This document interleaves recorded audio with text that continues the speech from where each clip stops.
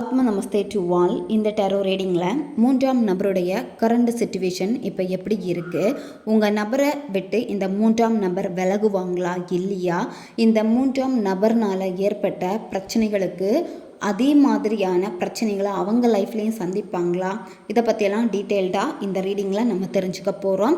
உங்கள் பர்சனுடைய மனசு மாறுமா அப்படிங்கிறதும் தெரிஞ்சிடும். இந்த கார்டு நினச்சி கூட கனெக்ட் ஆகிறதுக்காக நீங்கள் யாருக்காக இந்த ரீடிங்கை பார்க்குறீங்களோ அந்த பர்சனை மனசில் நினச்சிட்டு அவங்க பேருடைய ஃபஸ்ட்டு லெட்டரையும் உங்கள் பேருடைய ஃபஸ்ட்டு லெட்டரையும் கமெண்ட் பண்ணுங்கள். இந்த கார்டு நினச்சி கூட கனெக்ட் ஆகிருவீங்க. நம்ம சேனலுக்கு நீங்கள் இதான் ஃபஸ்ட் டைம் வரீங்கன்னா மறக்காமல் சப்ஸ்கிரைப் பண்ணிக்கோங்க. பக்கத்தில் இருக்கக்கூடிய பெல் பட்டனையும் கிளிக் பண்ணிக்கோங்க. அப்போ தான் நான் போடக்கூடிய வீடியோஸ் எல்லாமே உடனுக்குடன் உங்களுக்கு நோட்டிஃபிகேஷனில் வந்துக்கிட்டே இருக்கும். உங்களுக்கு எங்கிட்ட பர்சனலாக கிளாஸஸ் எடுத்துக்கணும் அல்லது உங்களுக்கு பர்சனல் டேரோ ரீடிங் தேவைப்பட்டுச்சுன்னா இன்ஸ்டா அல்லது மெயிலில் காண்டாக்ட் பண்ணுங்கள். டீட்டெயில்ஸ் எல்லாமே உங்களுக்கு வீடியோ ஸ்க்ரீனில் வந்திருக்கும், செக் பண்ணிக்கோங்க. இப்போது இந்த ரீடிங்கில் நம்ம போகலாம். இந்த ரிலேஷன்ஷிப்பில் உங்களுக்கும் உங்கள் நபருக்கும் இடையில நல்ல ஒரு பாண்டிங் இருந்திருக்கு, சரியா? அதாவது இதில் ஒருத்தரை பிரிஞ்சு ஒருத்தரால் இருக்கவே முடியாது. நீங்கள் இந்த ரிலேஷன்ஷிப்பை உங்களுடைய லைஃப் லாங் கொண்டு போகணுன்னு தான் நீங்கள் ஆசைப்பட்ருக்கீங்க. அதாவது உங்கள் மனசில் எந்த விதமான சலனமும் இருந்திருக்காது, குழப்பம் எதுவுமே இருந்திருக்காது.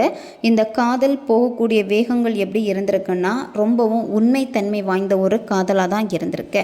சடனாக இந்த மூன்றாம் நபர்னால் எப்படின்னா உங்கள் காதலில் இருந்த வளர்ச்சி எல்லாமே தடைபட்டிருக்கு. உங்கள் நபர் மாறினதுக்கான முக்கியமான காரணம் மூன்றாம் நபர் தான். மூன்றாம் நபருக்கு நீங்கள் சேர்றது பிடிக்கலை, பேசுகிறது பிடிக்கலை, நீங்கள் ரெண்டு பேருமே கல்யாணம் பண்ணிட்டு சந்தோஷமாக இருக்கக்கூடாது, இதுதான் அவங்க நினச்சிருக்காங்க. இந்த ரிலேஷன்ஷிப்புக்காக என்ன வேணும்னாலும் பண்ணலாம், அந்த ஒரு மனநிலையில் நீங்கள் இருக்கீங்க. இந்த காதலில் ஒரு சிலருக்கு ஏஜ் வித்தியாசங்கள் இருக்குது. ஏஜ் வித்தியாசத்தினால தான் உங்கள் நபருடைய மனசு சடனாக மாறி இருக்கு. உங்கள் நபருடைய மனசு மாறினதுக்கு அப்புறமா நீங்கள் நிறைய வாட்டி முயற்சி பண்ணியிருக்கீங்க. அதாவது திரும்ப அவங்கள காதலிக்க வைக்கணும், அவங்க மனசை எப்படியாவது மாற்றணும் அப்படிங்கிறதுக்காக நிறைய முயற்சிகள் எடுத்திருக்கீங்க. ஆனால் உங்கள் பர்சனுடைய மனசு ரொம்பவும் கல்லாக மாறி இருக்கு. அதாவது சடனாக மாறி இருப்பாங்க, ஒரு நாள்லேயே மாறி இருப்பாங்க. நேற்றுக்கு வரைக்கும் நல்லா பேசிகிட்டு இருந்தவங்க இன்னைக்கு வேணான்னு சொல்லுவாங்க, பிளாக் பண்ணி வைப்பாங்க, ரீசனே தெரியாது. உங்கள் காதலில் எந்த விதமான பிரச்சனைகளும் கிடையாது. ஆனால் மிகப்பெரிய பிரச்சனை என்னன்னா மூன்றாம் நபர் தான், சரியா? ஏன்னா நீங்கள் ரெண்டு பேரும் சேரக்கூடாது, இது அவ்வளோதான், எப்படியாவது முடிச்சு விடணும், இதுதான் அவங்க நினைக்கிறது. மூன்றாம் நபர்னு சொல்கிறது உங்கள் பர்சனுடைய பேரண்ட்ஸாக இருப்பாங்க, அல்லது உங்கள் பேரண்ட்ஸாக இருப்பாங்க, அல்லது நண்பர்களாக இருப்பாங்க, அல்லது இன்னொரு நபராக இருப்பாங்க, சரியா?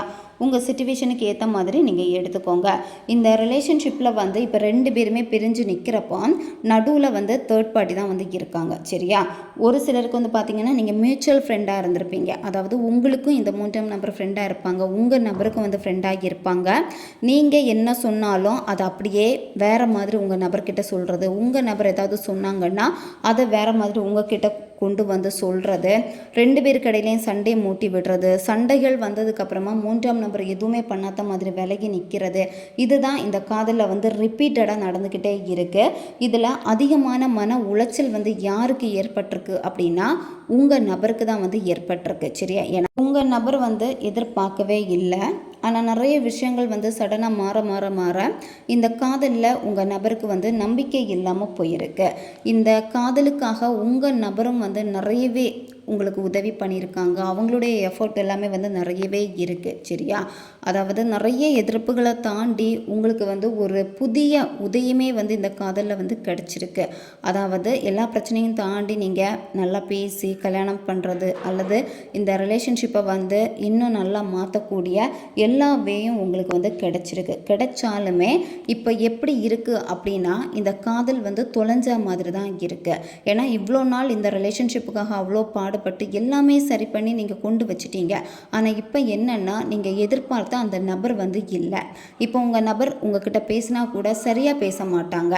இப்போ உங்களை ரொம்ப நாள் பிளாக் பண்ணி வச்சுருப்பாங்க, சடனாக அன்பிளாக் பண்ணுவாங்க, பேசுவாங்க. ஆனால் எப்படின்னா ஒரு கடமைக்கு பேசுகிற மாதிரி இருக்கும், இல்லை ஒரு தேவைக்கு பேசுகிற மாதிரி இருக்கும், இந்த மாதிரி தான் பேசுவாங்க. ஆனால் உங்களுக்கே தெரியுது ஏதோ ஒரு மாற்றம் இருக்குது, அவங்க இன்னும் பழைய மாதிரி பேச மாட்டேங்கிறாங்களே, உங்களுடைய மனசு வந்து இப்போ பெரும் சுமையை வந்து தூக்கிட்டு போகிற மாதிரியே இருக்குது. ஏன்னா மன சோர்வாயிடுச்சு. இந்த காதலில் உங்களுக்கு ரொம்ப நம்பிக்கை இருந்துச்சு. இப்போ அந்த நம்பிக்கை கொஞ்சம் கொஞ்சமாக போய்கிட்டே இருக்குது. பாரம் தான் உங்கள் மனசில் வந்து அதிகமாகிக்கிட்டே இருக்குது. இந்த நபருக்காக என்ன வேணும்னாலும் பண்ணலாம் அப்படின்னு நீங்கள் இருக்கீங்க. அதாவது எல்லாத்தையுமே இப்போ நீங்களே செய்கிற மாதிரி தான் இருக்குது. இந்த மாதிரி முதல்ல நீங்கள் செய்யாதீங்க, சரியா? இப்போ அவங்க பேசுகிறதா இருந்துச்சு அப்படின்னா அவங்க ஏதாவது ஒரு தேவைக்கோ இல்லை ஏதாவது ஒரு கடமைக்கோ வந்து பேசுவாங்க. அந்த இடத்துல இன்னும் அந்த கான்வர்சேஷனை நீங்கள் நல்லா கொண்டு போகணும். அதுக்காக நீங்கள் இறங்கி போவீங்க. இந்த மாதிரி எதுவுமே நீங்கள் பண்ணாதீங்க. ஏன்னா இது உங்களுக்கு பலன் அளிக்காது. இந்த நபர் என்ன நினைக்கிறாங்கன்னா, அதாவது இப்போ உங்கள் நபர் என்ன நினைக்கிறாங்கன்னா உங்கள் மேலே நிறைய தவறுகளை வந்து சுட்டி காமிக்கிறாங்க. இப்போ இந்த ரிலேஷன்ஷிப்பில் இவ்வளோ பிரச்சனைகள் வந்ததுக்கப்புறமா இப்போ நீங்கள் தான் வந்து விலகி நிற்கிறீங்க. ஏன்னா உங்களுக்கு வந்து மன சுமைகளை வந்து இதுக்கு மேலே தாங்கிக்க முடியாது. அதிக வந்து எஃபோர்ட் போட்டு சோர்வடைஞ்சிட்டீங்க, உடஞ்சி போயிட்டீங்க. இப்போ அதனால் நீங்கள் வந்து வேணாம் அந்த ஒரு முடிவுக்கு நீங்கள் வந்துக்கிட்டீங்க. இதில் முடிவுகள் எப்படி இருக்குன்னா ஒருதலை முடிவாக தான் இருக்கும், சரியா? அதாவது நீங்கள் வேணும்னு நினச்சிங்கன்னா அவங்க வேணான்னு சொல்கிறாங்க. அவங்க வேணும்னு வரப்போ வந்து உங்களுக்கு பெருசாக விருப்பம் இருக்காது, வேணான்னு. இந்த மாதிரி தான் இருக்கும் முடிவுகள் எல்லாமே. இந்த காதலுக்காக அதிகமாக நீங்கள் பண்ணிட்டீங்க, சரியா? எவ்வளோ அவமானப்படணுமோ அவ்வளோ அவமானப்பட்டுட்டீங்க. எவ்வளோ கொடுக்க முடியுமோ அவங்களுக்கு தேவையான நிறைய விஷயங்கள் நீங்கள் செஞ்சுருக்கீங்க. எல்லாமே வந்து எப்படின்னா லாஸ்ட்டில் நீங்கள் நொறுங்கி போகிற மாதிரி தான் ஆகுது. இப்போ கூட இந்த காதலுக்காக எல்லாமே மாற்றிக்கிறதுக்கு ரெடியாக இருக்கீங்க. எல்லாமே பர்ஃபெக்டாக செஞ்சு கூட நீங்கள் வைக்கிறீங்க. இவங்களுக்காகவே என்னென்ன பண்ண முடியுமோ எல்லாமே. ஆனால் நீங்கள் காத்திருக்கீங்க, இவங்க வருவாங்க அப்படின்னு சொல்லிட்டு நீங்கள் காத்திருக்கீங்க. இந்த ரிலேஷன்ஷிப்பில் வந்து 3ஆம் நபர்னால தான் உங்கள் நபருடைய மனசு மாறுறதுக்கான காரணம், சரியா? ஒரு சில நேரத்தில் வந்து உங்கள் மேலேயும் தப்புகள் வந்து இருக்குது. ஏன்னா நீங்கள் 3ஆம் நபர்கிட்ட பேசுகிறது உங்கள் நபருக்கு பிடிக்காது இருந்துமே நீங்கள் பேசியிருக்கீங்க. அந்த ஒரு கோபமும் உங்கள் நபருக்கு வந்து இருக்குது.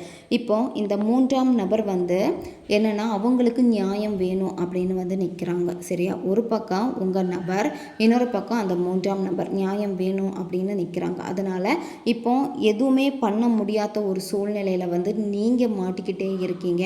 அதே மாதிரி உங்கள் நபர் வந்து ரொம்ப கோவத்தில் தான் வந்து இருக்காங்க. அவங்களுக்கு பேசணும்னு விருப்பம் இருக்கான்னு பார்க்குறப்போ காதல்னு சொல்லிட்டு நீங்கள் அவங்கக்கிட்ட போனீங்க அப்படின்னா அவங்க வந்து வெறுப்பை தான் வந்து கொடுப்பாங்க. ஏன்னா அந்த அளவுக்கு ரொம்ப ரொம்ப கோவமாக இப்போ வந்து இருக்காங்க. இந்த காதலை அர்த்தமுள்ளதாக மாற்றணும் அப்படின்னு நீங்கள் யோசிக்கிறீங்க. இப்போ கூட இந்த நபருக்காக நம்ம இன்னும் எஃபோர்ட் போட்டுக்கலாம். அதாவது சோர்ந்து போய் வேணான்னு நிற்கிறப்ப கூட அடுத்த செகண்டில் வந்து உங்கள் மனசு வந்து இவங்க தான் வேணும், இவங்களை விட்டுறக்கூடாது, இந்த ஒரு எண்ணம் ஏக்கம் தான் இருக்குது. நம்ம இன்னும் கொஞ்சம் கூட இவங்களுக்காக எஃபோர்ட் போட்டு பார்ப்போமே, கொஞ்சம் கூட இவங்களுக்காக நம்ம இருந்து பார்ப்போமே. ஏன்னா அந்த நபரை நீங்கள் நினைக்கிறப்ப எல்லாமே என்னத்தான் உங்களுக்கு அவங்க மேலே கோவம் இருந்தாலுமே அவங்கள வந்து நீங்கள் இன்னுமே உயர்வாக தான் பார்த்துக்கிட்டே இருக்கீங்க. ஏன்னா உங்களுக்குள்ளாடி அவ்வளோ நல்ல பாண்டிங் இருந்தனால திரும்ப அதே சிறந்த நல்ல குணங்களை வந்து உங்கள் நபர்கிட்ட இருந்து கிடைக்காதா அப்படின்னு தான் வந்து நீங்கள் இப்போ அதிகமாக ப்ரேயர் பண்ணிக்கிட்டே நீங்கள் வந்து இருக்கீங்க. நிறைய கோவங்கள் இருந்தாலுமே அந்த 3ஆம் நபர் மேலே கோவங்கள் இருந்தாலுமே இந்த கோவத்தை இப்போ நீங்கள் வெளிப்படுத்தவே கூடாது, சரியா? ஏன்னா இது பிரபஞ்சம் தகுந்த தண்டனையை வந்து அந்த 3ஆம் நபருக்கு வந்து கொடுப்பாங்க. இப்போ என்னென்னா நீங்கள் எப்படி இந்த ரிலேஷன்ஷிப்பில் தத்தளித்து நிற்கிறீங்களோ, எந்த ஒரு உணர்வுகளும் புரியாமல் ஏன் இப்படி எல்லாமே நடக்குது, இந்த ஒரு கேள்வியும் உங்கள் மனசில் வந்து இருக்குது. உங்கள் நபருக்கு வந்து இப்போ உங்கள் மேலே ஃபீலிங்ஸ் இருக்கான்னு பார்க்குறப்ப வந்து இருக்குது. ஆனால் என்னென்னா முகமூடி அணிஞ்சிருக்காங்க. பிடிக்கல, கோபம், வெறுப்பு இதுதான் வெளியே வந்து காமிக்கிறாங்க. உங்கள் நபர் ஏன் இவ்வளோ மாறுறாங்க அப்படின்னா நிறைய அவமானப்பட்டுட்டாங்க. உங்கள் நபர் உங்களால் நிறைய அவமானப்பட்டுட்டாங்க, 3ஆம் நபர்னால அவமானப்பட்டுட்டாங்க. அதனால தான் வந்து இந்த காதல் வேணுமா அப்படின்னு தான் அவங்க வந்து நினைக்கிறாங்க, சரியா? இந்த நபருக்கு உங்கள் மேலே விருப்பங்கள் வந்து இருக்குது, சரியா? இப்போ கொஞ்ச நாளாகவே நடந்த சில பிரச்சனையினால தான் இப்போ இந்த நபர் வந்து உங்களை வேணான்னு சொல்கிறது. இப்போ என்னென்னா ஒரு பக்கம் 3ஆம் நபர் நியாயம் வேணும்னு நிற்கிறாங்க, ஒரு பக்கம் நீங்கள் இருக்கிறதுனால இப்போ உங்கள் நபர் என்ன பண்ணுறாங்கன்னா எதுவுமே வேண்டாம் அப்படின்னு வந்து இருக்கிறாங்க. இனி இந்த 3ஆம் நபர் ஏதாவது முயற்சி பண்ணுறாங்க அப்படின்னா அது எதுவுமே வந்து வேலைக்கு ஆகாது, சரியா? உங்கள் நபர் வந்து இப்போ உங்களை கவனிச்சுக்கிட்டு தான் வந்து இருக்காங்க. இப்போ நீங்கள் எப்படி அவங்கள கவனிச்சுக்கிட்டே இருக்கீங்களோ அதே மாதிரி கவனிச்சுக்கிட்டே தான் வந்து இருக்காங்க. அவங்களுக்கு என்ன அப்படின்னா உங்ககிட்ட இருந்து ஒரு முழுமையான நம்பிக்கை வந்து எப்போ கிடைக்கும் அப்படின்னு நினைக்கிறாங்க. இப்போ நீங்கள் அவங்களுக்காக என்ன வேணும்னாலும் செய்யலாம் இவங்களுக்காக அப்படின்னு நீங்கள் இருக்கீங்க. ஆனால் உங்கள் நபருக்கு நம்பிக்கை வர மாதிரி இன்னுமே எதுவுமே வந்து நடக்கலை. அதனால தான் உங்கள் நபர் வந்து வெயிட் பண்ணுறாங்க. ஆனால் உங்ககிட்ட சொல்லுவாங்க, எனக்காக வெயிட் பண்ணாத, தேவையில்லை, வேணாம், இப்படி தான் சொல்லுவாங்க. சரியா? உங்கள் நபர் வந்து அதே மாதிரி பயப்படுறாங்க இப்போ. ஏன்னா இந்த ரிலேஷன்ஷிப்பு வந்து திரும்ப வந்துட்டா திரும்பவும் வந்து நான் காயப்படுவேனோ அப்படின்னு சொல்லிட்டு தான் அவங்க வந்து பயப்படுறாங்க. இப்போ நீங்கள் வந்து இந்த காதல் இல்லைன்னா உங்களால் இருக்க முடியாது, இந்த ஒரு உணர்வில் வந்து நீங்கள் இருக்கீங்க. இப்படி தான் மாறி மாறி உங்கள் 2 பேருடைய உணர்வு நிலைகள் வந்து இருக்குது. இந்த 3ஆம் நபருடைய கை தான் வந்து ஓங்கி நிற்கிற மாதிரியே இருக்கும். அதாவது இந்த 3ஆம் நபரை சொல்கிற மாதிரி தான் உங்கள் நபர் நடந்துக்கிற மாதிரியே இருக்கும். அதே மாதிரி உங்கள் நபர் வந்து உங்களை பார்த்து பயப்படுற மாதிரி இருக்கும். இதெல்லாமே உங்களுக்கு தெரியும். சரியா? இது எல்லாத்தையுமே கடந்து இந்த காதலில் வந்து ஒரு புதிய தொடக்கம் வந்து இருக்குது. இந்த காதலுக்கு வந்து ஒருத்தங்க உங்களுக்கு உதவி பண்ணுவாங்க. அவங்க வந்து நல்ல மெச்சூரான ஒரு நபராக இருப்பாங்க. சரியா? அதுவும் வந்து ஒரு ஆண். அவங்க நிறைய அனுபவங்களை பார்த்த ஒரு நபராக இருப்பாங்க. நல்ல ஏஜ்டு பர்சனாக வந்து இருப்பாங்க. அப்படி இல்லைன்னா ஒரு ஆளுக்கு சொல்யூஷன் கொடுக்க லெவலுக்கு வந்து மெச்சூர் இருக்கும். சரியா? அவங்க சொல்லக்கூடிய ஒரு வார்த்தையில் வந்து உங்கள் குழப்பத்துக்கான பதில் வந்து கிடைக்கும், தெளிவு வந்து கிடைக்கும். சரியா? ஏன்னா இப்போ நீங்கள் ரொம்ப குழம்பி இருக்கீங்க. ஏன்னா இந்த காதல் வந்து உங்களுக்கு கிடைக்குமா கிடைக்காதா, இந்த 3ஆம் நபரால் திரும்ப பிரச்சனைகள் வருமா அப்படின்னு தான் நீங்கள் பயந்து இருக்கீங்க. இந்த குழப்பத்துக்கான பதில் எல்லாமே அந்த நபர்கிட்ட இருந்து உங்களுக்கு வந்து கிடைக்கும். சரியா? அதாவது இப்போ உங்களுக்கு வழி தெரியலை, இந்த காதலை வந்து எப்படி நம்ம எடுத்துக்கிறது, என்ன பண்ணால் நடக்கும் அப்படின்னு சொல்லிட்டு இன்னுமே ஒரு தெளிவு இல்லாமல் வந்து நீங்கள் வந்து இருக்கீங்க. இந்த ரிலேஷன்ஷிப்பில் இன்னும் 4 வாரங்கள் அல்லது 4 மாதத்துக்குள்ளாடி நல்ல ஒரு மாற்றம் வந்து இருக்க போகுது. சரியா? இவ்வளோ நாள் இந்த காதலில் யார் உங்களை வந்து அசிங்கப்படுத்தினாங்களோ, யார் எல்லாம் உங்களை குறை சொன்னாங்களோ அந்த நபர் உங்கள் லைஃப்பில் இருந்து டோட்டலாக விலகுவாங்க. அப்படி இல்லைன்னா மன்னிப்பு கேட்பாங்க. 3ஆம் நபர் வந்து இந்த காதலுக்கு செய்யக்கூடிய ஒவ்வொரு சூழ்ச்சியும் வந்து இனிமேல் அவங்களுக்கு ரிவர்ஸ் ஆக போகுது. சரியா? ஏன்னா உங்களுக்கு ஒரு தெளிவு கிடைச்சதுக்கப்புறமா உங்களுக்கு பயம் இருக்காது. சரி, என்ன நடந்தாலும் பார்த்துக்கலாம் அப்படின்னு சொல்லிட்டு இனி டோட்டலாகவே 3ஆம் நபருடைய சைடில் தான் வந்து நெகட்டிவாக இருக்க போகுது. சரியா? இந்த 3ஆம் நபர் வந்து விலகுவாங்களா அப்படின்னு பார்க்குறப்ப வந்து விலகுவாங்க. ஏன்னா உங்களுக்கு ஒரு தெளிவு கிடைக்கும், உங்களுக்கு ஒரு நம்பிக்கை புதுசாக பிறக்கும். அதுக்கப்புறம் வந்து இந்த 3rd பர்சன் வந்து ஆட்டோமேட்டிக்காக விலகுவாங்க. இந்த 3rd பர்சனை பார்த்து நீங்கள் பயப்பட மாட்டீங்க. இந்த காதலில் வந்து நிறைய வாய்ப்புகளை தவற விட்டுருக்கீங்க. ஆனால் அதுக்காக வருத்தப்படுறீங்க. அன்னைக்கு நான் இந்த மாதிரி ஒரு வார்த்தையை சொல்லியிருந்தேன்னா இந்த காதல் எனக்கு கிடைச்சிருக்குமே, அன்னைக்கு நான் சரியான நேரத்தில் போய் நின்று பேசியிருக்க மாட்டேன்னா, நான் எதுக்காக அன்னைக்கு அமைதியாக இருந்தேன், இந்த மாதிரியெல்லாம் ஒரு குற்ற உணர்வு உங்களுக்கும் வந்து இருக்குது. இந்த குற்ற உணர்வு வந்து உங்களுக்கு மாறும். ஏன்னா பிரபஞ்சம் வந்து திரும்ப உங்களை வந்து புஷ் பண்ணுறாங்க, ஒரு புதிய வாய்ப்பை வந்து கொடுப்பாங்க. அந்த புதிய வாய்ப்பு எப்படி இருக்கும்னா உங்கள் கையில் கிடைக்கிற மாதிரி தான் இருக்கும். சரியா? அந்த 3ஆம் நபர் கையில் வந்து கிடைக்காது, உங்கள் கையில் கிடைக்கிற மாதிரி. இந்த புதிய வாய்ப்பு வரப்போ நீங்கள் ரொம்ப தைரியமான ஒரு பர்சனாக மாறுவீங்க. என்ன நடந்தாலும் பார்த்துக்கலாம், நான் சரி பண்ணிப்பேன், நான் வந்து எவ்வளோ பிரச்சனை வந்தாலும் தாங்கிறதுக்கு ரெடியாக இருக்கேன் அப்படிங்கிற ஒரு மனப்பக்குவம் இதெல்லாமே உங்களுக்கு ஏற்படும். அதே மாதிரி ஒவ்வொரு விஷயமும் உங்கள் வாழ்க்கையில் புதுசாக பார்க்க ஆரம்பிப்பீங்க. இந்த காதலுக்கு ஏஞ்சல்ஸ் என்ன மெசேஜ் உங்களுக்கு கொடுத்துருக்காங்கன்னு பார்க்க போகிறோம். நீங்கள் ரொம்ப நாளாகவே ஒரு கேள்விக்கான பதிலை வந்து தேடிக்கிட்டே இருக்கீங்க. இப்போ நடந்துட்டு இருக்கக்கூடிய மோதல், உங்கள் ரிலேஷன்ஷிப்பில் இருக்கக்கூடிய பிரச்சனைகள், அந்த சவால்கள், மன அழுத்தங்கள், இது எல்லாமே வந்து முடிவுக்கு வருது. சரியா? அதாவது புதிய வாய்ப்புகளை வந்து பார்ப்பீங்க. அதே மாதிரி அமைதி, உங்கள் நபரும் அமைதியாகிடுவாங்க, நீங்களும் அமைதியாகிடுவீங்க. கருத்து வேறுபாடுகள் இது எதுவுமே வந்து இருக்காது. ஏன்னா இப்போ ஒரு கட்டத்தில் உங்களுக்கு அதுதான் தோணுது, விலகி போயிடலாமா, அதுதான் நீங்கள் நினைக்கிறீங்க. இப்போ என்ன பிரச்சனை நடந்தாலும் அந்த பிரச்சனையில் நீங்கள் தலையிடவே கூடாது. சரியா? தலையிட்டிங்கன்னா வாக்குவாதங்கள் தான் வரும். அதனால் பின் வாங்கிக்கோங்க, அமைதியாக இருங்க. சூழ்நிலைகள் எல்லாமே வந்து உங்களுக்கு ஃபேவராக இருக்காது. சரியா? அதே மாதிரி ஒரு தெளிவான பதில் இந்த ரிலேஷன்ஷிப்பில் வந்து உங்களுக்கு கிடைக்க போகுது. நீங்கள் நம்பலாம், நீங்கள் தேவையில்லாமல் கவலைப்பட வேண்டாம். சரி? ஏன்னா உங்களுக்கு ஏற்ற மாதிரி தான் ஒரு நல்ல சொல்யூஷன் வந்து கிடைக்க போகுது.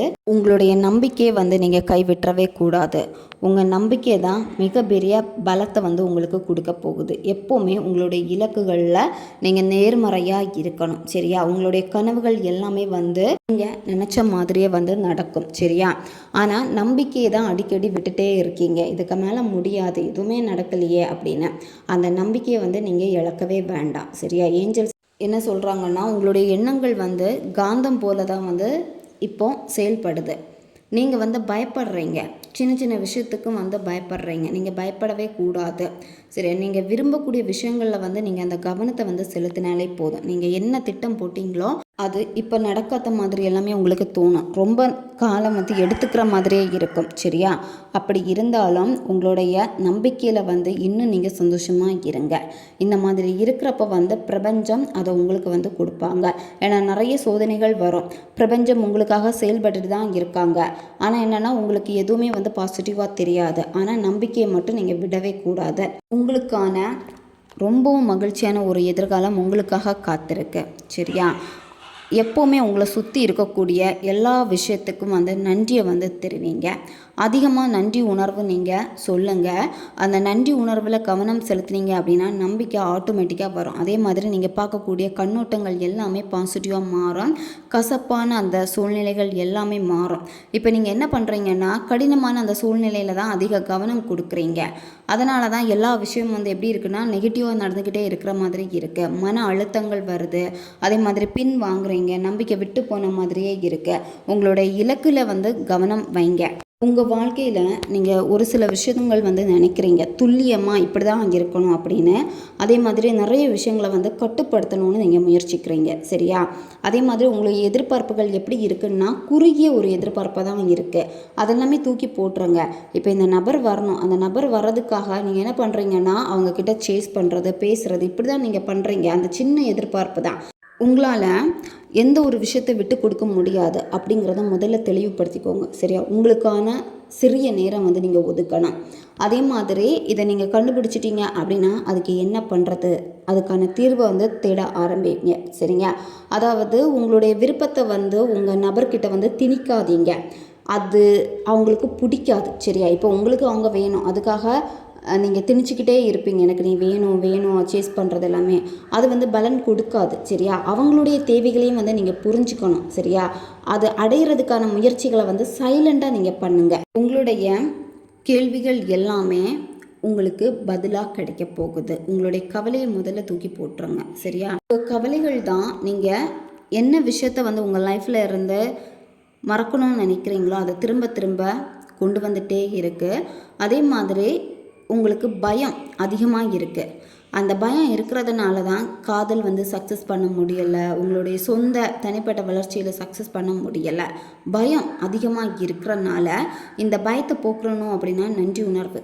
சரியா? நன்றி உணர்வு அதிகமாக நீங்கள் சொல்லிக்கிட்டே வர வர பயம் எல்லாமே போயிடும். அதே மாதிரி உங்களுக்கு என்ன வேணுமோ அதை ஏஞ்சல் கையில் வந்து ஒப்படைச்சிருங்க. எனக்கு இந்த விஷயம் வேணும், உங்கள் கையில் நான் ஒப்படைச்சிட்டேன், எல்லாத்தையும் எனக்காக நீங்கள் பார்த்துக்கோங்க அப்படின்னு.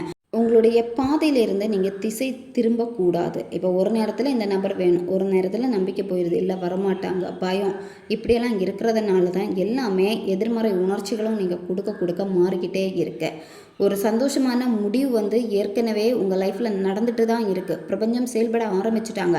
இடையில போயிட்டு நீங்கள் எதிர்மறையான உணர்ச்சிகளை கொடுக்குறப்ப வந்து எப்படின்னா பிரபஞ்சத்தை நீங்கள் குழப்பி விட்டுக்கிட்டே இருக்கீங்க. அப்போது அந்த பாதை வந்து திசை மாறிக்கிட்டே இருக்குது. அதனால தான் இன்னுமே நீங்கள் ரிசல்ட்டை பார்க்காம இருக்கீங்க இந்த ரிலேஷன்ஷிப்பில். எப்போவுமே உங்களுடைய மூச்சில் வந்து கவனம் செலுத்துங்க. மனசு வந்து தடுமாறுது, பயம் வருது அப்படின்னா உடனேயே நிதானமாக நீங்கள் மூச்சு விடுங்க. அதே மாதிரி கற்பனை பண்ணுறப்போ விசுவலைசேஷன்லாம் பண்ணுறப்போ ஒருவேளை இப்படி நடந்துட்டா, ஒருவேளை நடக்காமல் போயிட்டா, இந்த மாதிரி கூட வருது. சரியா? அப்போ உங்களுக்கு அந்த விசுவலைசேஷன் வந்து செட் ஆகாது. நீங்கள் விசுவலைசேஷன் வந்து பண்ணாதீங்க. நீங்கள் விசுவலைசேஷன் தான் நல்லா இருக்குன்னு பண்ண அதில் நிறைய கேள்விகள் வரும். அதே மாதிரி முழுமையாக உங்களால் வந்து அதில் நம்பிக்கை வச்சு செய்ய முடியாது. இது நிறைய பேருக்கு வந்து நடந்துகிட்ருக்கு. காலில் தெளிவாக பார்க்க முடியுது. அதனால் நீங்கள் விசுவலைசேஷன் பண்ணாதீங்க.